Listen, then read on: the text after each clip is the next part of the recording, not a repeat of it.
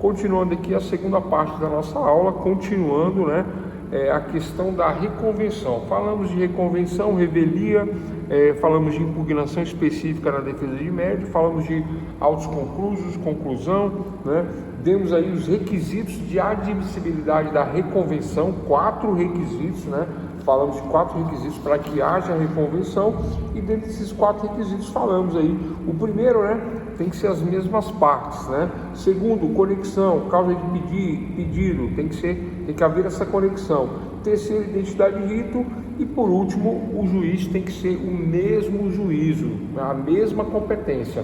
Família é família, civil é civil, né? Sucessões é sucessões, né? Então não podem ser juízos com competências diferentes, não pode isso, né? Então os 4 requisitos de admissibilidade da reconvenção está aí tranquilo. Dentre as polêmicas da reconvenção, o que não pode, foi a hora que a aula caiu, né?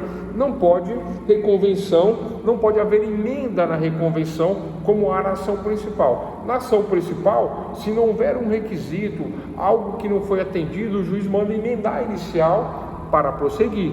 Na reconvenção não. Se não atender o requisito, não emenda. A reconvenção nem segue, né? Extingue a reconvenção por falta de requisito e ponto final. Você tem que entrar com uma ação separada se você errar na reconvenção. Tranquilo? Né? Então esse é o primeiro ponto que não é permitido na reconvenção, é a emenda na reconvenção número 1. Número 2, reconvenção da reconvenção. Eita, aí fica complicado, hein? Eu entro com a ação, o outro lado contesta e entra com a reconvenção. Eu contesto a reconvenção e entro com a reconvenção da reconvenção. Não pode. Não pode. Entenderam, doutores? Reconvenção da reconvenção não é permitido, não é possível. Ah, professor, mas tem uma lógica. Criou-se uma situação no meio de campo aí, uma dívida a mais. Não existe reconvenção da reconvenção. Tem que fazer uma ação separada, autônoma, porque senão fica complicado. Quando tem uma reconvenção já é difícil, né? Reconvenção da reconvenção não cabe, não pode, a lei não aceita. Eu vou explicar por que na fase da tréplica, da réplica e da tréplica, que a gente vai falar ainda agora, tá? Então esse é o segundo ponto, não cabe reconvenção da reconvenção, né? Então, primeiro, não cabe emenda da reconvenção. Segundo, não cabe reconvenção da reconvenção. E terceiro, né? Vamos lá. Quando eu faço a reconvenção, isso não me exime, isso não me libera, isso não me dá o direito de não contestar. Compreenderam? O autor entra com a ação, A entra contra B, o particular entra contra a construtora. Aí a construtora, ao invés de fazer contestação, ela faz uma reconvenção, dizendo: não, aqui na reconvenção eu já nego essa questão que ele está me cobrando e já cobro ele o que ele deve para a gente. Na reconvenção, não pode. Se não contestar da revelia, tem que contestar e fazer a reconvenção separado em apenso, né? Separado não, é em apenso, né? São 2 peças, uma de contestação, uma de reconvenção. Professor, dá para fazer uma peça só contestando e lá no final reconvindo? Eu já vi isso, mas tem juiz que não aceita. Fala, quer reconvir, faz separado, né? E tem juiz que aceita, entendendo que houve a reconvenção, que houve a separação ali, né? Ainda mais hoje que o processo é digital, né? Mas olha só, houve a contestação e na seguida a reconvenção, mas ficou claro que são 2 peças, embora emendada uma na outra, né? É uma emendada na outra, né? Mas o correto não é esse. O correto é contestar e reconvir de forma em apenso, separado. Já até expliquei, fez até a coisa da carteira aqui, né? Na questão da reconvenção. Tranquilo, né? Então é isso, pessoal. Então fechamos aí, reconvenção, revelia, prazo de contestação, prazo de revelia, impugnação específica na defesa de mérito, conclusão dos autos, né? Requisitos de admissibilidade da reconvenção, 4 requisitos, e 3 pontos polêmicos aí da reconvenção. Quais são os 3 pontos? Não cabe emenda na reconvenção, né? Não cabe reconvenção da reconvenção, e por último aí, né? Eu vou fazer reconvenção, mas eu sou obrigado a contestar. Não tem essa não. Eu reconvi, por isso que eu não contestei não. Se não contestar, dá revelia. E falamos também sobre revelia. Na fase ordinatória, atenção, né? Eu vou dar mais... Puxa, eu podia liberar vocês, né? Mas eu vou ter que dar mais 10 minutos aí, pessoal. É porque TGP tem muito assunto, né? Vocês me perdoem, vou ter que falar de fase ordinatória. Na fase ordinatória, né? A primeira questão que acontece na fase ordinatória, olha só, fase ordinatória é o seguinte, né? Eu passei essa fase inicial de petição inicial, contestação, reconvenção, passei toda essa fase, requisitos preliminares, condições da ação, legitimidade, possibilidade, interesse agir, passei todas essas fases, todas, despacho do semeador, do juiz, está tudo ok, o pau está quebrando, a briga está acontecendo, está tudo certo dentro do processo. Um fala de um lado, outro fala do outro, um vem e faz a reconvenção, outro vem e faz a contestação da reconvenção. Agora chega um momento em que, né, não havendo revelia, impugnado todos os pontos, fazendo todas as impugnações, né, ninguém fugindo da briga, não havendo revelia quanto aos fatos principais, etc. e tal, o processo segue. Essa fase é a fase na qual o juiz analisa o processo, fase ordinatória. É a fase na qual o juiz analisa o processo e determina as providências necessárias para o julgamento, conforme o estado do processo. O juiz já avaliou tudo que tinha que avaliar, ele já analisou tudo que tinha que analisar, e agora ele verifica se falta algo para acrescentar no processo. Por exemplo, né, uma perícia, verificando a peça inicial, verificando a contestação, verificando as provas, verificando, né, todo o andamento do processo. Vou pular agora a reconvenção para não complicar, tá? Então verifica todas as questões, né? O juiz faz essa análise e determina, né, qual a situação especial que cabe ainda nesse processo, ou não. O juiz pode falar, né, estando tudo, né, devidamente processado, analisado, não há mais nada que se produzir como provas no processo, subam os autos conclusos para a decisão, né, nessa fase ordinatória. Ou o juiz pode verificar que há necessidade de se ouvir testemunhas, há necessidade de se fazer uma perícia. Quando que tem uma perícia, pessoal? Né? Vários casos. Exame de DNA, né? Exame de DNA. O juiz analisa a inicial, analisa a contestação e aí verifica que só vai descobrir se é ou não o pai com o exame pericial. Aí o juiz manda marcar o exame pericial, manda marcar a perícia no laboratório, que vai fazer a coleta do material, e se o pai não for, fica presumido que ele é o pai, porque fugiu a responsabilidade. Está citado, contestou, disse que não era, ou disse que tem até dúvidas, aí no dia do exame ele não comparece. Isso pode dar uma revelia, a não ser que ele tenha uma justificativa muito plausível para a questão. Claro que cabe revisão se isso acontecer, né? Por conta de que essa prova não tem um nome, né? Mas nesse caso, né, é uma exceção.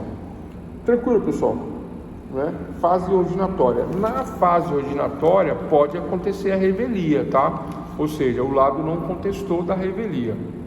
Agora vamos para uma parte aqui, né? Por isso que eu queria falar isso hoje e fechar isso hoje, sobre questões de presunção de veracidade dos fatos narrados na inicial.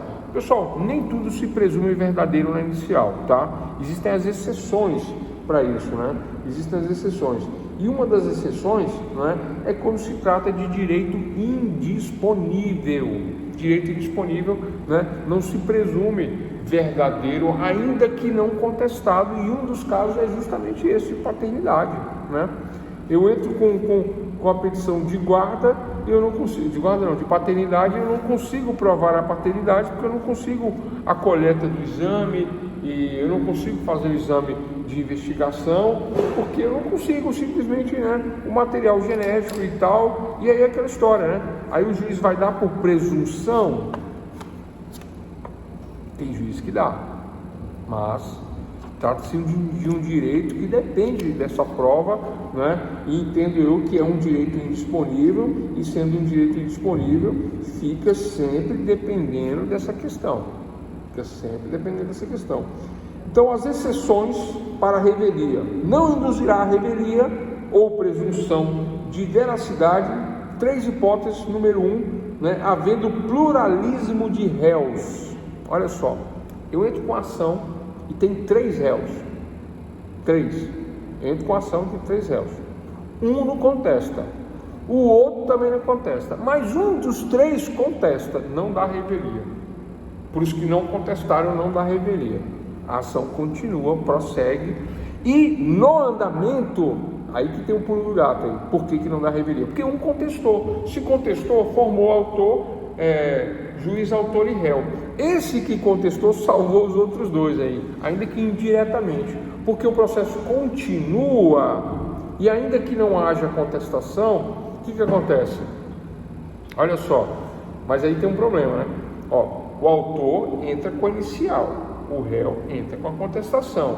Agora o autor vem nesta contestação, existem fatos nessa contestação que o autor tem que rebater sob pena de revelia para o autor, porque tem coisas novas ali na contestação que foi falado na contestação que o autor não falou. Aí ele tem que fazer uma réplica, aí dá direito à tréplica. Quem não contestou vem na tréplica e contesta na tréplica. Então é inicial, contestação, réplica e tréplica. Qual é o objetivo da réplica, doutores e doutoras? Essa é a pergunta que não quer calar para fechar nossa aulinha de hoje. Qual é o objetivo da réplica? A réplica, ela é uma declaração incidental. A réplica é um argumento não esperado do lado contrário. Né? A réplica é algo inusitado que, se eu não contestar, vai ser tido como válido para o outro lado, e eu vou perder a revelia dos fatos não contestados. Como é que funciona isso? Eu, autor da ação, peço para a minha cliente uma pensão de R$80 mil de alimentos. 80 mil. Peço 80 mil de alimentos. Ah, professor, mas não é alto, não? É alto. Mas você já viu isso? Eu já pedi uma vez, né? Por isso que eu estou falando. Pedi R$80 mil.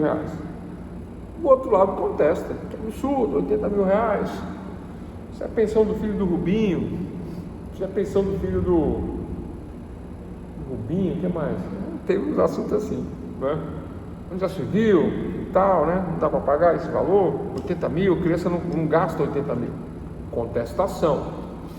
Aí eu entrei lá, escola, valor X, segurança particular, segurança privada, aluguel disso, escola daquilo, tal, padrão de vida assim, tal. No final deu um montante bem alto, que eu não me recordo o valor. Olha, eu fiz a ação pedindo 80, ele contestou, na réplica eu justifiquei tudo e um pouco mais, e na tréplica ele falou, não é do jeito que você falou, é assim, é assado. Então, pessoal, a réplica e a tréplica não é para contestar, é ação, contestação. Réplica e tréplica é por conta da novidade. E qual é a novidade? A novidade que eu me recordo na época é que eles eram donos da mesma empresa, estavam separados. E ele falou assim, que ela tem que fazer a parte dela, já que ela era sócia da empresa e ela tinha um pro labore. Ele falou isso na contestação. Só que isso não tem a ver com a ação de alimentos, né? Ela já fazia a parte dela, cuidando, dando alimentos, fazendo a parte dela, mas ele queria cobrar a pensão dela. Eu estava cobrando a pensão dele, ele queria cobrar a pensão dela, né? Isso ele alegava em contestação. Aí, como ele inovou, né, numa situação muito estranha, aí eu tive que fazer réplica. Aí ele fez a tréplica e fechou o assunto, sabe? Na inovação vem a réplica e a tréplica. Então é isso, pessoal. Autor, contestação, réplica e tréplica. É obrigatório a réplica? Não. Eu posso fazer réplica? Posso. Eu devo fazer réplica? Depende. Se eu não fizer réplica, não acontece nada. Se eu fizer a réplica, às vezes muda alguma coisa, às vezes não muda. Eu, particularmente, Weber, não gosto de fazer réplica. Não gosto, né? Porque eu vejo que é tipo chover no molhado, aumentar o tamanho do processo, e muitas vezes você faz a réplica, o juiz olha, mas isso você já falou ali, já falou aquilo, eu já li isso, você está falando a mesma coisa, sabe? É isso, né? A não ser que realmente seja algo muito inovador na contestação. Você entra com a ação, pede algo, aí a pessoa modifica tudo na contestação e inova, traz elementos que você... traz uma surpresa, sabe? Você não imaginava que ele ia falar aquilo. Aí vem a réplica, aí depois vem a tréplica, aí vem essa fase ordinatória, que eu estou me referindo aqui agora, onde o juiz pega, analisa tudo e fala, realmente precisa ir agora de uma perícia, ou não precisa de uma perícia, né? Ou, né, essas questões para finalizar o processo e levar a uma sentença, dizer o direito ao final do processo, tá? Pessoal, não há necessidade de intimação dos atos processuais quando o processo se inicia, tá? Iniciou, citação, citou, fez todos aqueles requisitos de admissibilidade inicial, né, emendou, etc e tal, deu despacho senador, o processo está correndo, está fluindo, está lá. Vocês já viram tudo isso, né? Agora o que acontece, né? À medida que vem petição inicial, 15 dias, contestação. Dentro da contestação eu contesto e posso fazer reconvenção, né? Se eu não faço reconvenção, contestação. Aí, na sequência, réplica e tréplica. 5 dias para réplica, 5 dias para a tréplica, fechou aí dependendo da ação, né, aí vamos verificar as provas, vamos verificar todo o contexto da petição para saber se haverá aí uma decisão ou não, para saber se nós vamos ouvir testemunhas ou não, para ver se foi requerido a oitiva de testemunhas como prova ou não. É que tudo depende, se é civil, se é penal, se é trabalhista, se é tributário, né? Mas em tese estamos falando de um processo civil. Então se há prova técnica, se não há prova técnica, então tudo isso é analisado nessa fase ordinatória, que é já pós-contestação, vem a parte da réplica e da tréplica. Compreenderam, doutores e doutores? Inicial, contestação, réplica e tréplica. É assim. Pessoal, eu vi um processo, vocês não perguntam, eu pergunto, e eu respondo, né? Professor, eu vi um processo que houve uma inicial, houve uma contestação, houve uma réplica, houve uma tréplica. Depois da tréplica, o autor entrou com um pedido no meio do processo, dando direito ao outro lado de se manifestar, se manifestou o outro lado. Novamente, o autor entrou com outro pedido, queria algo dentro, né, era um divórcio bem complicado, né? Queria tomar posse de uma situação, entrou fazendo um pedido cautelar dentro do processo, pediu cautelarmente, pediu com liminar, sob pena de risco de perigo em mora, e alegando a fumaça do bom direito, fumus bons iores, né? E aí o outro lado tem o direito de contestar. Então, atenção, doutores, isso se chama declaração incidente. Todas as vezes que o autor se manifestar, o outro lado tem direito a se defender. Pelo princípio da ampla defesa do contraditório, olha só, esquece que eu falei de autor, esquece. Todas as vezes que alguém se manifestar, o outro tem direito à ampla defesa e contraditório. Esquece a ampla defesa, o outro lado tem direito a contraditório. Compreenderam?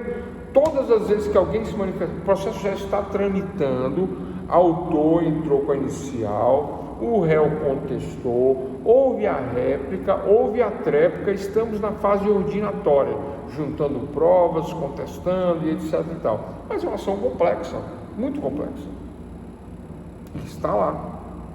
E já pronta para finalizar, pronta para a sentença, mas antes da sentença surgem fatos aleatórios dentro do processo a todo instante. Aí um lado vem e entra. Por isso que eu falei, esquece autor e réu. Olha só, autor entra, o réu contesta, autor faz réplica, réu faz tréplica, ponto. Só que aí surge um fato aleatório do lado do réu e o réu entra, pede. Se o réu pediu, agora não, esquece réu e autor. O que pedir, o outro tem direito ao contraditório. Compreenderam? Se alguém entra com a declaração incidente, qualquer tipo de declaração, o outro lado sempre vai ter direito ao contraditório. Isso acontece em processos complexos, né, na área civil, na área de família, podendo dar margem a vários requerimentos incidentes, com várias. Não pode fechar o processo sem contraditório. O prazo é de 5 dias. Entrou, fez um requerimento, o outro lado tem 5 dias para se manifestar contrário ou a favor, sob pena de revelia. Tem que contestar, tem que rebater, ou pode até concordar, né? Mas sempre haverá o contraditório. Ah, professor, isso é possível quantas vezes? Quantas vezes acontecer? Você já viu isso acontecer assim em um processo quantas vezes? Eu já vi, por exemplo, mais de 30 manifestações incidentais em um único processo. Houve a inicial, houve a contestação, houve a réplica, houve a tréplica. Aí houve mais uma manifestação, houve um direito de defesa. Outra manifestação, outro direito. Era quase que diário. Havia uma manifestação, havia um direito de defesa. Havia uma manifestação, havia um direito de defesa. Isso na minha mão durou 3 meses e algo, né? Eu saí do processo, isso continuou por mais 1 ano e meio, mais ou menos, essa briga nesse pé. Era boletim de ocorrência que ia parar na delegacia, era problema de Maria da Penha, e tudo isso ia se somando ao principal, né? Eram processos de cobrança e todo tipo de processo aleatório que ia se juntando no principal, aí dava direito à manifestação contrária, e isso ia vamos dizer, se amontoando, né? Mas sempre dando direito, por conta do princípio do contraditório. Isso é um princípio constitucional, tá? Se você, qualquer alegação que vier no processo, você tem direito, sempre terá direito ao contraditório. E outros tipos de manifestações, acusações de toda maneira, acusações devidas, indevidas, né? Porque no calor dos fatos, né? Ainda mais quando se envolve, né, questões de família, é bem complicado, né? Família, né, envolve muita coisa do sentimental, do emocional. É pior do que a área criminal. Na área criminal o pessoal se trata com muito respeito. Na área de família, não que não haja respeito, mas o emocional às vezes domina e atrapalha muito, né, o desenvolver do processo por conta dessas questões, né?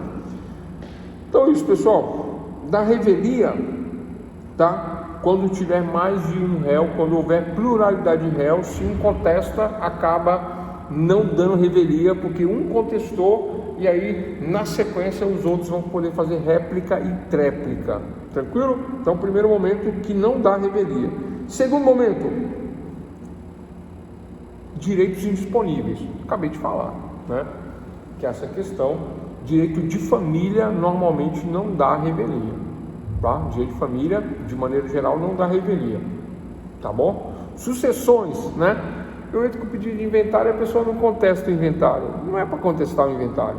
O inventário não é para contestar. O inventário é para inventariar e para regularizar as questões, né, necessárias ao inventário. Então não dá revelia, né?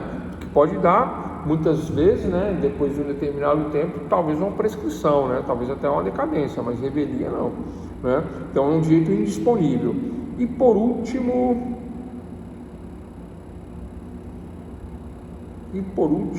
vamos lá.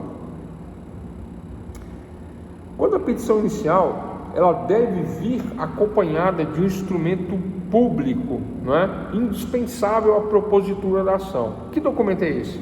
Eu vou fazer um divórcio. E qual é o documento indispensável? A certidão de casamento, não é? Eu não junto, porque eu não tenho. O outro lado tem, mas ele não juntou também. Eu vou ter que pegar no cartório ainda, não peguei, mas eu queria fazer, eu fiz. Dá revelia? Não dá revelia, tá? Tem que juntar, tem que regularizar, mas revelia não. Tranquilo, pessoal? Estas são as 3 hipóteses, vou anotar aqui, três hipóteses de não revelia. E a fase que nós estamos falando agora, fase ordinatória, né? Falamos sobre réplica e tréplica e o sagrado direito de contraditório. Qualquer declaração incidental no processo, declaração incidental,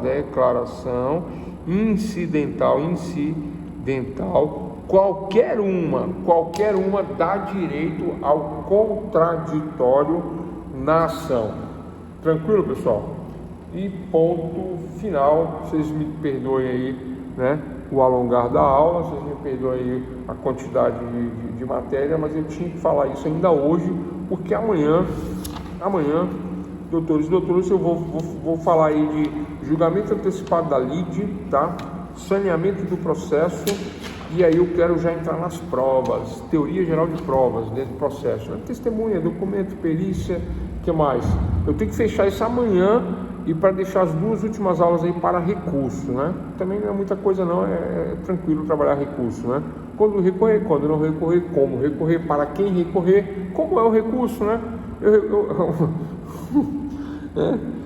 Só não existe recurso para quê? Para morte, né? Morreu, não tem mais jeito, né? Eu estava contando a piada, mas eu vou deixar a piada para amanhã, né? Vocês querem a piada agora? Não, deixa para amanhã, começo da aula de amanhã. Vocês me lembram da piada da datilografia? Começo da aula de amanhã, tá bom? Forte abraço a todos.